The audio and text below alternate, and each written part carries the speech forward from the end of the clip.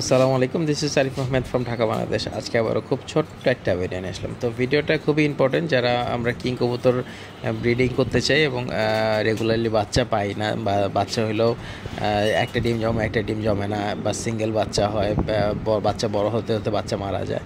তো সেটা নিয়ে একটা বিস্তারিত একটা ভিডিও থাকবে। তো ভিডিওটা যদি ভালো লেগে থাকে তাহলে অবশ্যই আমার চ্যানেলের সাথে থাকবেন। তো চলুন যে আজকে ভিডিওতে যাই। তো আমি চেষ্টা করব পার্ট বাই পার্ট যতগুলো সব প্রবলেম থাকে কিং কবুতরের ডিম জমা এবং জোড়া বাচ্চা হওয়া নিয়ে সবগুলোই ডিটেলসে বর্ণনা করার। তো প্রথমেই আসি কবুতরের যে সিঙ্গেল ডিম জমে অথবা ডিম জমে না, তো সেক্ষেত্রে কী করণীয়। অ্যাকচুয়ালি দেখা যায় যে কিং কবুতরের জন্য একটু 2 ফিট বা 2.5 ফিটের একটু বড় খাঁচা লাগে। অনেকে আমরা কী করি 1.5 বাই 2 এর খাঁচা দেই। তো সেক্ষেত্রে আসলে ডিমটা জমানোটা হয়, আসলে ডিমটা জমে না, কারণ কিং কিং তো বড় কবুতর, তো যার কারণে আপনার খাঁচার সাইজটা বড় লাগে। তো অনেক সময় কবুতর বিগ সাইজ রাউন্ড শেপের হলে 2 বাই 3 এর খাঁচাও লাগে, বা 2 বাই 4 এর খাঁচাও লাগে। তো সেক্ষেত্রে যাদের বড় স্পেস নেই, তো সেক্ষেত্রে তারা আমরা রুমের ভিতরে ছেড়ে রাখতে পারি। তো যদি রুমের ভিতরে ছেড়ে রেখে একবেলা দুইবার রুমের ভিতরে ছেড়ে রাখলাম, ছেড়ে রেখে ক্রস করায় নিলাম, তারপর খাঁচায় দিলাম, তো সেক্ষেত্রে হবে। এবং কিংয়ের ক্ষেত্রে মিনিমাম 2 বাই 2 এর খাঁচাটা দেওয়াই লাগবে, এর নিচে দিলে হবে না। 2 বাই 2, 2 বাই 2.5 পারফেক্ট সাইজ। এর থেকেও বড় দিতে পারলে আরও ভালো। তো যাদের খাঁচার সাইজ ছোট তারা অবশ্যই কিংগুলোকে আমরা বাইরে মিটিং করিয়ে তারপরে ডিমটা খাঁচায় নেব। তো এইভাবে ডিম জমবে।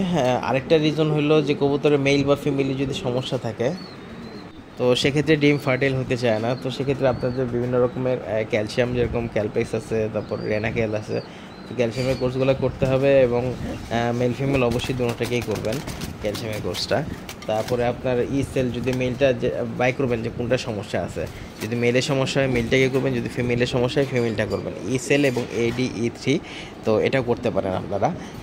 যদি কবুতর ডিম পারেন অনেক দিন ধরে ডিম পারতেছেন, সো সেক্ষেত্রে আপনারা ADE3টা ইউজ করতে পারেন। তো ADE3 এটা ইউজ করে বেসিক্যালি কবুতরের ডিম পারানোর জন্য বেসিক্যালি।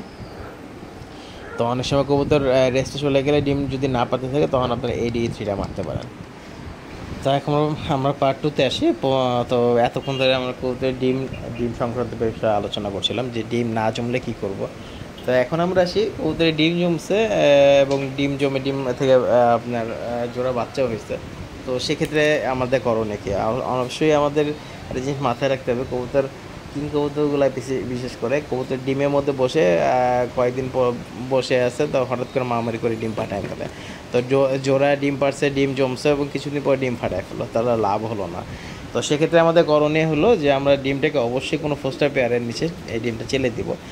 যেরকম আমরা ফোস্টার হিসেবে আমরা রেসার ইউজ করতে পারি, রেসার খুব ভালো ফোস্টার। তাছাড়াও আমরা বিভিন্ন ধরনের হোমা, যে ইন্ডিয়ান হোমা আছে, তারপরে হোমা জাতীয় আছে, বার্ব হোমা আছে, বিভিন্ন হোমা জাতীয় কবুতরগুলো আছে, বা আপনাদের ফোস্টার হিসেবে যেটা আপনার জন্য বেটার মনে হয়। অনেকে লক্ষার সিরাজি ক্রসের কবুতরগুলো ইউজ করি, তো সেগুলো আপনারা ইউজ করতে পারেন। তো সেক্ষেত্রে দেখা যায় যে কবুতর ডিমটা চাললাম, ওদের তলে ডিম ছেলে বাচ্চা করলাম, জোড়া বাচ্চাও হলো, এবং জোড়া বাচ্চাও হচ্ছে এবং জোড়া বাচ্চাও বড় হচ্ছে, কিন্তু বাচ্চার সাইজগুলো এক হচ্ছে না। দেখা যায় একটা বড় একটা ছোটো, বা দেখা যায় যে একটা খুব সুন্দর কোয়ালিটির খুব সুন্দর গেট আপ নিয়ে বড় হয়েছে, খুব সুন্দর রাউন্ড শেপ, খুব হেলদি হয়েছে, কিন্তু আরেকটা ওই রকম হেলদি হয় না, ওই রকম সাইজের আসে না। তো সেক্ষেত্রে আমরা কি করব? তো সেক্ষেত্রে যেটা করতে হবে অবশ্যই সেটা হলো কবুতরের হ্যান্ড ফিডিং। তো কিংয়ের বাচ্চা জোড়া বাচ্চা এবং সাইজ জোড়া বাচ্চারই এক সাইজে যদি রাখতে হয়, তাহলে কবুতর অবশ্যই আমাদের হ্যান্ড ফিডিং করতে হবে।